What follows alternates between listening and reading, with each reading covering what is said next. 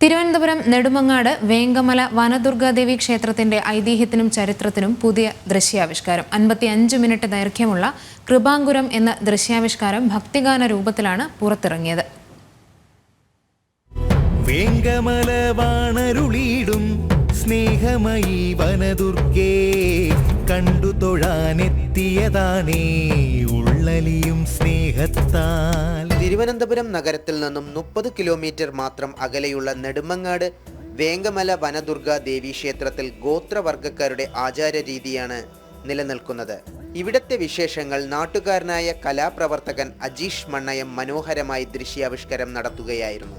ശിവപ്രിയ എഴുതിയ വരികൾക്ക് ശങ്കർ വൈത്തീശ്വരനാണ് സംഗീതം.